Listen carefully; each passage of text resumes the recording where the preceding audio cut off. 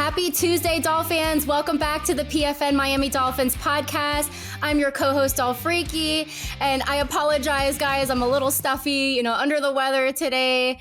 A little too much wedding partying this weekend in Miami. Miami kind of got me down, but I'm gearing up for the NFL draft trip in the D this week, so I'm excited. I'm joined today by Adam Beasley once again. Good morning, Adam. How are you? I'm great, Ali. And we were talking before the show started. You're like an NBA player on a 7-game series. You caught the South Beach flu. I did. It's anybody who's ever gone to like a bachelorette party or a bachelor party in Miami knows like it's a rough time. So we had the bachelorette party for my cousin on Thursday and like the rehearsal shenanigans on Friday and then the wedding on Saturday. And so I'm not surprised at all that I, caught some kind of bug and I nearly broke my hand. So thank you all for everyone asking about my hand. It's doing okay. Like we still got a little bruise here, but I think I'm gonna make it. Black and blue. The club scene is really fun out there in Miami. So we all got a little wild. Don't ask me how I did this to my hand, but if that's the worst thing that happened to us this weekend, then I think we made out okay.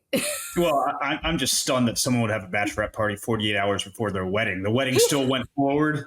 The wedding went forward. In fact, She was very, very proactive. She even got us these little, if you guys have seen like those taller prescription bottles, like the 60 dram bottles, she had those, and she had like little hangover kits with like vitamin C and hangover patches and Motrin and liquid IV and all these things in this little kit. And she had one for each of us, which was so needed and so appreciated. And I don't think we would have survived otherwise. So at least the bride was like on top of it. She knew what we were getting into.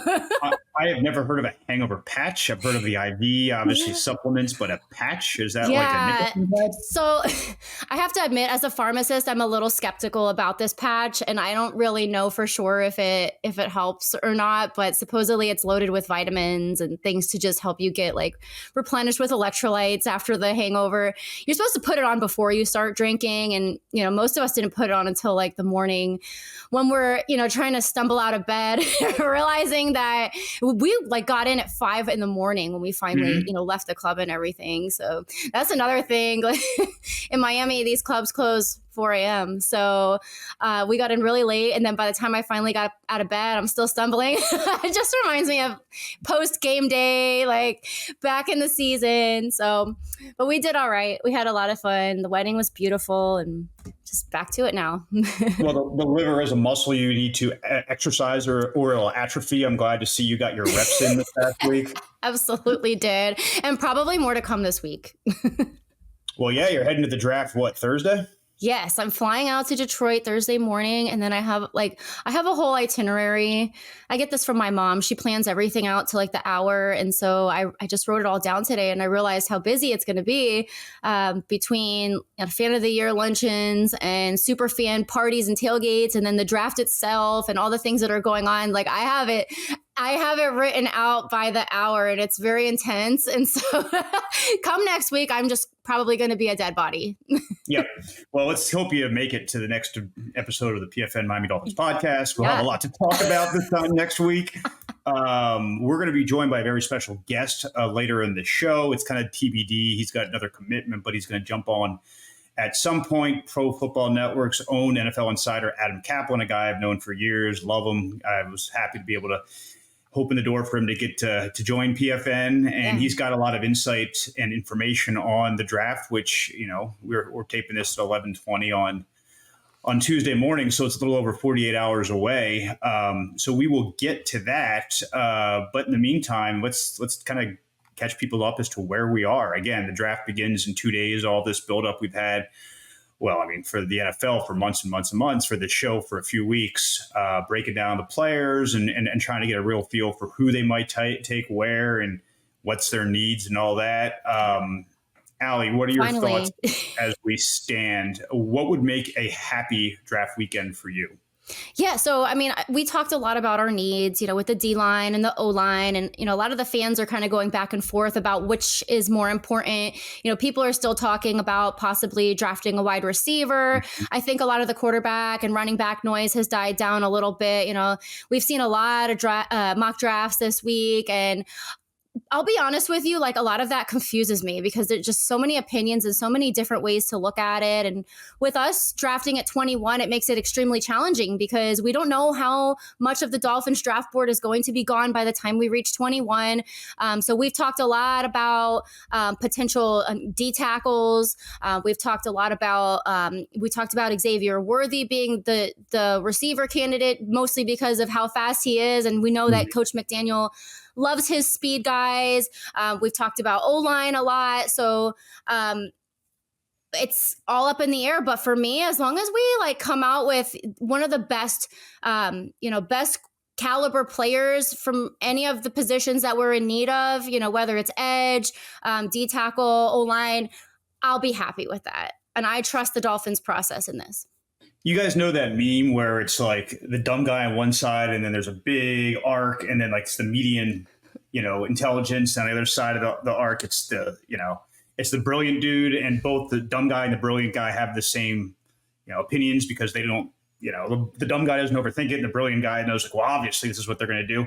Yeah. I think both the dumb guy and the brilliant guy would both say the Dolphins are going to take an offensive lineman, right? Mm-hmm. We can talk ourselves into all the middle, and I've seen the buzz around Xavier Worthy. To me, that seems maybe like a little bit of misdirection.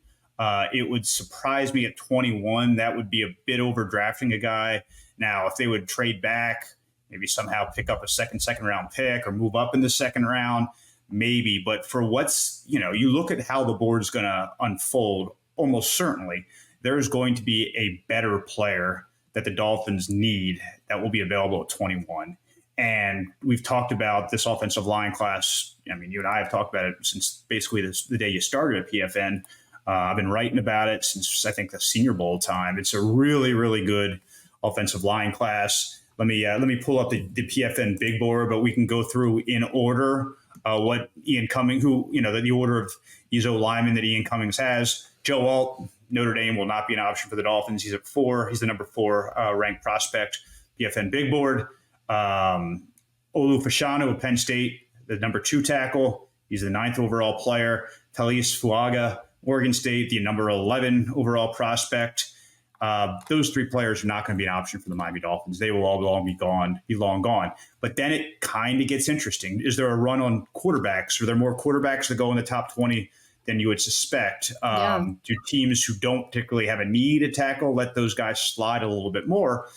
Certainly there's, different tastes for different teams. We talked to Chris Greer last week, and he said point blank, no, it's not as simple as taking the best available offensive lineman because the best available offensive lineman might not fit what we do. And that's why I kind of think, hey, maybe they're not as keen on the Georgia kid as others might be. Mm-hmm. We'll see. He's more of a right tackle road grader. Amarius Mims is his name. That might not fit their, what they're looking for. I've said it before. I'll say it again. If they take an offensive lineman at 21, I'm almost certain it's going to be one of 2 players, one of 3 players, I guess, if you want to add the guard. But the tackles are going to be Troy Fatano, Washington, or J.C. Latham of Alabama. If they take an offensive lineman at 21, a tackle at 21, I think that is almost certainly the one they'll take. The one wild card is, how high do they have the Duke kid ranked, Graham Barton? He's number 24 overall on Ian's board, so him at 21 would make a lot of sense. And he plays all 5 positions. I think the most logical endpoint of all this work they've done is for them to find offensive line help because you still look at the composition of their roster. I think interior offensive line is their biggest need. If they can find a tackle, they can play guard this year and then tackle next year when Teron Armstead retires, as most expect he will. That's probably the best of all worlds. And then, I mentioned Barton. He's a jack of all trades. So to me, that is just I cannot see them letting this epic, iconic offensive line draft go with a need at that position and going elsewhere unless something absolutely bonkers happens. Like, does Terry and Arnold somehow fall? The cornerback from Alabama doesn't necessarily fit a need, but he would be great value at 21. I don't think any of those top three wide receivers have any prayer of falling. Maybe they have a higher grade on, say, Brian Thomas that would supersede their needs. That the wide receiver out of LSU would supersede their needs at tackle. And we talk about the edge defenders that are going to be, might be available there. I mean, Chop Robinson's a name we've heard. Jared First, Leatu Latu. Those are the three names you'd all consider. I think if you're really kind of trying to winnow down the possibilities for the Dolphins, it was those players that I just mentioned. But I just cannot see them letting this class of tackles go by and taking a speed receiver instead when they have all this speed and they have all those guys under contract for at least through next year. To me, it'd be really surprising. Totally agree. Yeah.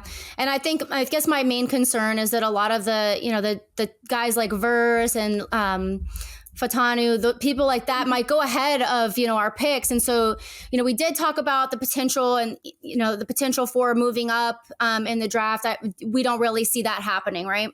No, I think based on the assets they have, unless they want to dip into their 2025 stash, which, given the aging composition of their roster, they're going to want as many draft picks as they can next year to help them reload. It would have to be, again, just the absolute perfect player to fall in like the 15, 16 round for them to move up. They're not going to move off that. The only way I see them moving off that second round pick is to move from like 21 to 18 and then moving back in the second round or swapping that second for a third, something like that. But they beyond offensive line, wide receiver, edge defender, they need to find two of those positions of those three positions in the first two rounds. And if you go from 55 to 73 or something, and again, these are just hypotheticals, I don't even know who's picking at 73. But if you do that, it makes it so much harder to get a second impact player. I would be in the business if there's not a player that you absolutely love, or there's still a lot of quantity on the board of quality, I would try to move back. Right. I would try to move back and get maybe that third round pick back, or a high fourth that you can package your 2/4 and move into the third round, something like that to help them get another top 100 pick. I think it's really important that they do so. And to me, that's more important than say chasing, if Olu Fashanu somehow falls to 15, going and chasing that. Is the difference between him and a guy like Barton to how much he'll help your team this year? Is that enough to sacrifice the more depth that you need? I just don't see it. Yeah. It's very tricky when it comes to all these things. There's so many different possibilities. And that's why we see so many different mock drafts. You'll have, one analyst, like, for example, Ian Cummings, Adam Caplan, they make a mock draft, a couple weeks ago. They make like 6 different mock drafts and they're all so different. And you're going to, when Adam finally joins us, we'll see that, in some cases, the mock drafts that he's created and some of those, team picks, he's been consistent with, like, earlier on in the mock draft. And as it gets to like the later numbers, it's a little bit tricky. And like, you'll see so many different different combinations that can happen. So it's extremely exciting. That's the fun. Like, I think it's actually more fun as a fan to have like a little bit of a later pick because the suspense is there versus like, okay, like we know the Bears probably going with Caleb Williams right off the bat. Like, you kind of are solid in who you're getting, but like with us, we have the suspense. So it's fun. Oh, there'll definitely be some suspense. And I'm sure. And here's the thing, too, is that when you're picking into this range, you can have a strong opinion about any of these guys, right? If there's 5 or 6 dudes that you think the Dolphins should consider and you love one, you think the other one's going to be a bust. There's really no way to disprove that at this point. We won't know the answer to that question for 3-4 years, right? Yeah. But it won't stop people from having some fun on Twitter.com, wherever they call it now. Twitter.com. Yeah, X is what it's called, but it's always going to be Twitter to me. It's always going to be Dolphins Twitter. Sorry, Elon Musk. But we do have a lot of fun. I really enjoy seeing the fans' takes as well, not just, the analysts who are really, really into this, but I enjoy seeing what the fans think as well. Now, what's wild is it's curious. One of the most impactful picks of the night for the Miami Dolphins long term is one that they're not going to make. It's going to be what the Patriots do at the number 3 overall pick. Because Caleb Williams, almost universally people believe he's going to the Bears. I have not seen a credible report saying that they're even on the fence about taking another quarterback. I think that's been baked in the cake for a long time now. And then, the question is what happens at 2, right? I mean, do the Commanders go with Jaden Daniels? And is that's kind of what, everyone's been saying for a long time now. But Drake May is the number 1 player on Ian Cummings' board, regardless of position, even ahead of Caleb Williams. Yep. Is the value too good? So the Patriots are going to be there, and they haven't even committed yet to taking a quarterback at 3, right? They're open to maybe trading the pick, taking a wide receiver. Marvin Harrison Jr. would probably be the pick there if they go off the quarterback board. But yeah, it's to me, like, as a Dolphins fan, beyond being concerned about how your team does, the Jets and the Bills, we'll see. We'll see how much of an impact player that they can get in their respective draft spots. Neither one of their picks is going to change the fortune. Like, the Bills or the Jets aren't going to win the Super Bowl or not this year because who they draft in the first round. But if the Patriots can get, like, good quality quarterback, if they hit on their quarterback, this division gets really, really, really hard. And you saw obviously what happened with the Texans last year. CJ Stroud turned them from a laughingstock into, they're a dark horse candidate to win the Super Bowl a year after they drafted him. So it's, things could get really interesting in the AFC East if the Patriots hit on that pick. Yeah, I've seen a lot of the mock drafts that I've seen, do show the Patriots drafting Drake May. So I guess we're not that confident in Jacoby Brissett as a starting quarterback. I wonder why. We've kind of experimented with Jacoby as well. So I get it, and definitely interesting to see what our AFC East opponents will do. Well, he's obviously going to be a bridge guy, right? Brissett is. To me, if I were Elliott Wolf, if I were the Kraft family, if I were the ones, making the decisions in New England, I don't ever want to be drafted number 3 again, right? Yeah. If you're in the position, right? No, they're not. And if you're in the position this year to get your quarterback, there's no guarantee that next year, say you trade back or you take the wide receiver and you say, okay, I'm going to get my quarterback in the draft next year. Well, first of all, the quarterback draft next year is not very impressive. And second of all, there's no guarantee you're going to be picking in the top 10. Like, even if they have just a solid season, they could be picking 13, 14. And so you're really out of luck. The opportunity they have this year with where they are in the top 5 to go and get the heir to Tom Brady, who, they've been, I thought Mac Jones was, but clearly he was not. Yeah. I would, again, if I were a GM running that team and I had conviction about either Daniels or May, I would not hesitate to make that pick at number 3. Yeah. And looking at the Jets, they do pick before us. I forget what number they're at, but they're maybe 12 or 13 or something on the line there. But we pretty much, I think most of the mock drafts that I've seen are kind of involving, potential O-line.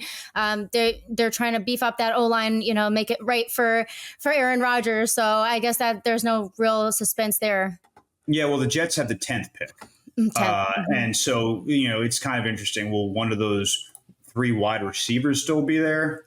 I don't know. That seems kind of unlikely. Yeah. I think, I would guess all 3 would go in the top 9.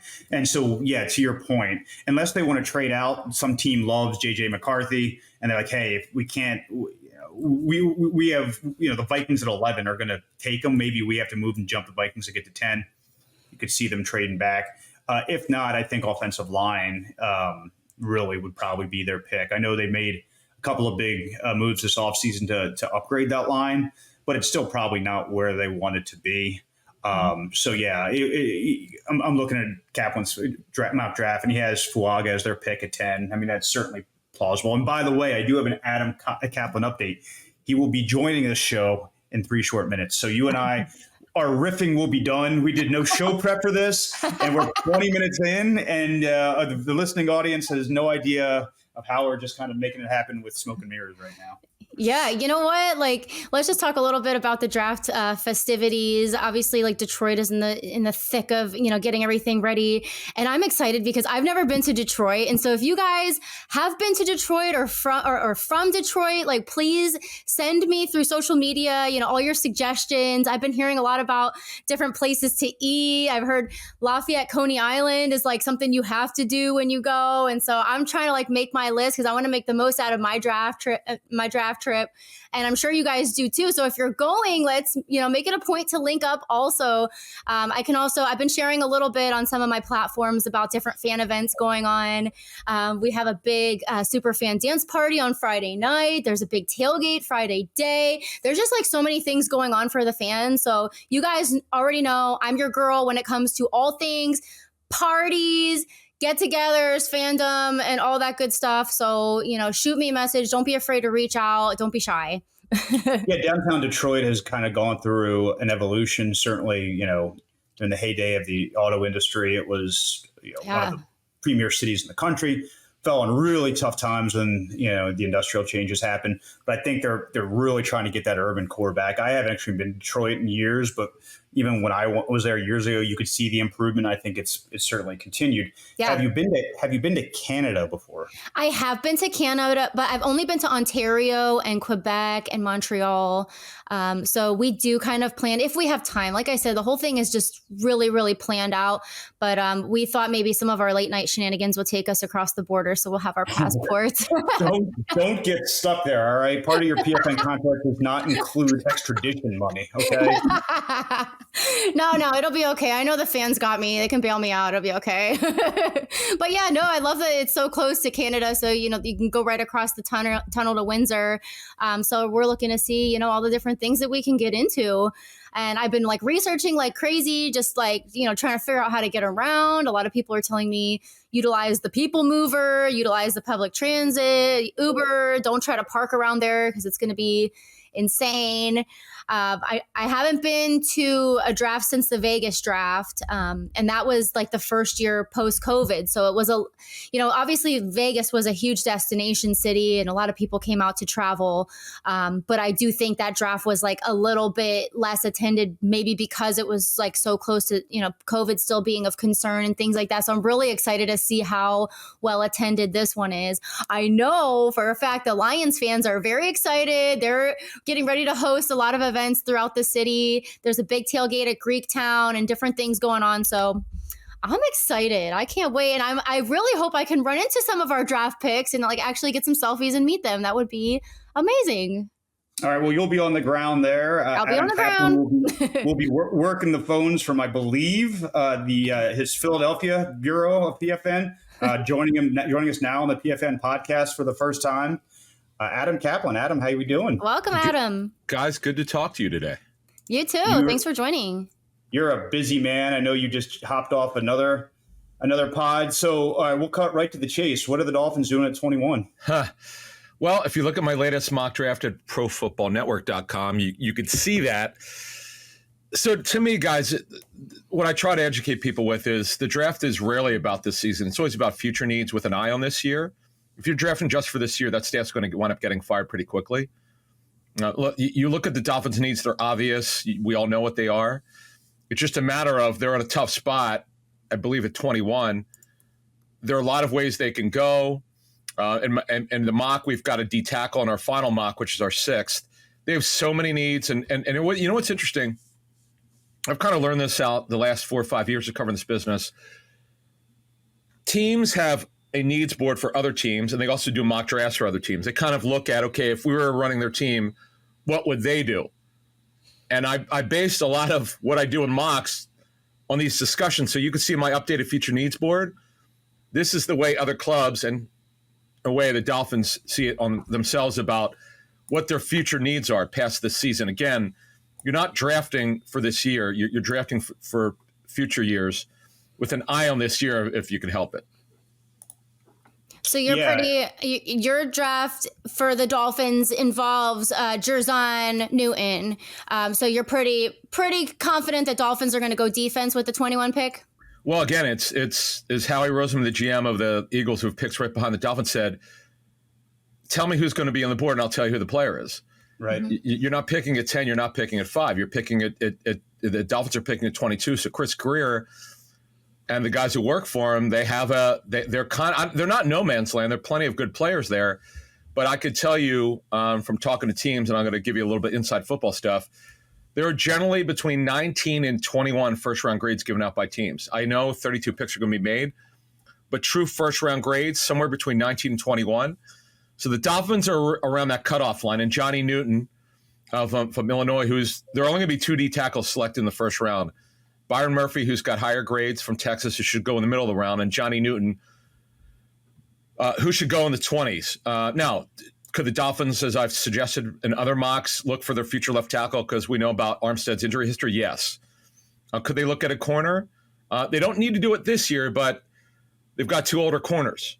So if you're smart, and obviously with their 2 starting edges hurt, coming off major injury, they could do that as well.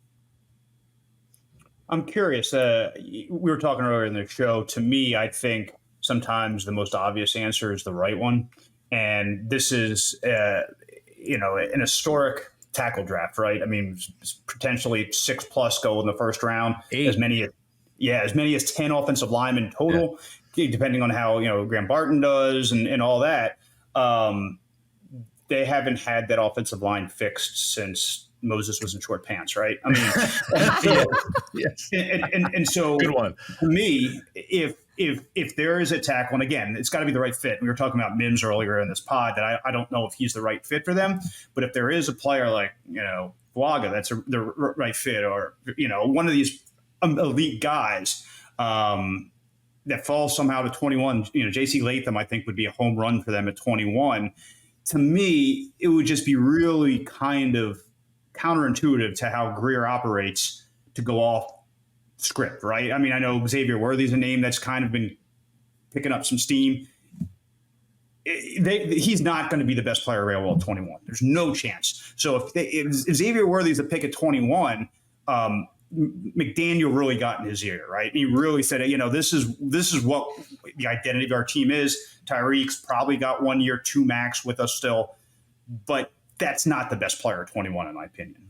Yeah, I would add this. So if the Dolphins were a heavy 11 personnel team, which meant 3 receivers, like if it was the Rams, it would make more sense for Brian Thomas or Worthy. But I agree with you. In fact, Teron Armstead, in my reporting on this situation, they really didn't want to cut him, but Armstead kind of knew, based on his injury history, to come back, he was going to take a pay reduction. And they put some incentives in his contract that he can make up.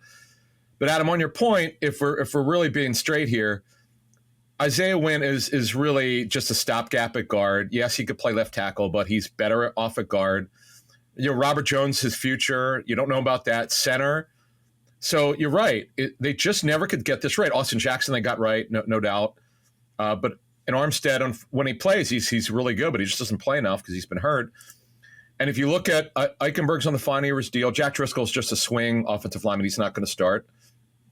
So they've got a lot of work to do. If you and I were running the franchise, I know it's not sexy. I know it's boring, but we're going to build the offensive line for the first time in like 20 years. We're going to have a dominant offensive line.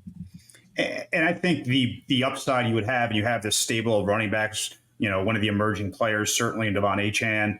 Raheem Mostert set records last year, touchdowns for the Dolphins. They got enough at running back.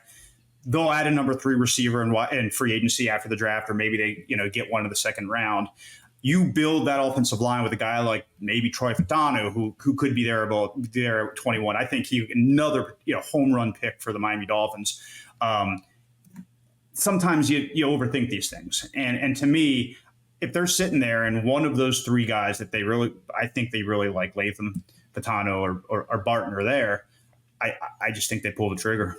Yeah, Barton should be there, barring a significant surprise. I don't see the other 2 being there. Now, by the way, with Mims, the way it's been explained to me by offensive line coaches, he's the perfect guy to draft if you're a team that could afford to let him sit a year. He hasn't played a lot of left tackle. He just hasn't started a lot of games. The tape is so intriguing. He could fill his body out. You'd really like to, if you're going to draft him at 21, if you're the Dolphins. It's a good spot. I know fans don't want that. They don't want the guy that's drafted to sit. See, fans always want the guys to play immediately. Totally get it. But clubs don't think that way. They're thinking about the future and down the line. When I started doing mock drafts in the early 2000s, I didn't know that. I just would draft for the current year. I didn't know anything. So I was like, oh, well, they can't compete if they don't have this. Well, you're not drafting for this year. You're drafting for the future. And Mims would be a total upside pick, a project. But and by the way, you could probably trade if you wanted Mims, you should try to trade down. I know it's easy to say, hard to get done. More teams want to trade down than up in the draft. All right, we're gonna get you out of here on this question, and then we're gonna wrap up because I got to go talk to the Dolphins on a Zoom. Gotcha. Give me one player that's going to get drafted much higher than people have been discussed publicly, and one that you could see stuck in that green room a lot longer than they thought he might be. I would say that J.J. McCarthy. We'll see if I'm right. I mean, I wrote this for my final mock where I put some additional notes in. J.J. McCarthy has second and third round grades, but mostly second from a lot of the teams I spoke with. I know some teams have a first. It's a quarterback-driven league. I've used the Mark Sanchez example many times. He never should have been a first-round pick. But when you need a quarterback and you don't get one, you're still looking for one. So he's going to be overdrafted. That's okay. Look, he's got a chance to be a decent quarterback. And then what was it? A guy. What was the other question? What was the other point? A player that's going to fall that everyone's kind of hyping right now. You know what?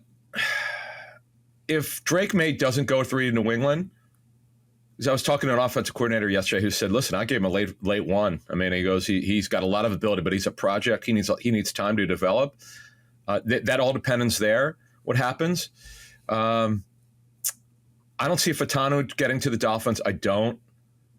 Fashanu, the left tackle from Penn State, that it could be close. Latham, boy, that's a good one. That's somewhere in that area from 15 to 22. I wouldn't count on it. And by the way, he's more of a right tackle, right guard who could play left tackle if you need him. That's what I've been told.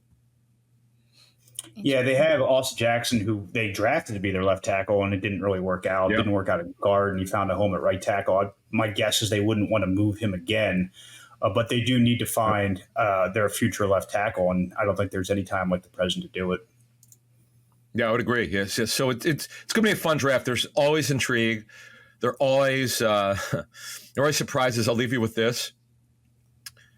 In 2017, when the draft was in Philly, the Bears were trading up. They went up trading up, and nobody had any idea it was Mitch Trubisky. And being there in Philly when there were 100,000 fans, like, you could have pushed me over with a feather. I couldn't believe it. That's what I tell people. When you think you know, you don't know. Mm-hmm. And there are always surprises.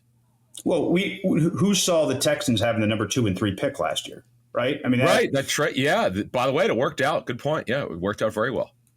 Well, Adam, I look forward to following your coverage all week. ProFootballNetwork.com. Allie, have a fantastic time in Detroit. I will be at Dolphins HQ Thursday, Friday, Saturday. One of the most exciting weekends of the NFL draft. We'll be breaking it down all next week. It's exciting. Thank you, Adam, so much for joining us and for all your expertise. All right. Talk next week, guys. Take care, guys. Fins up.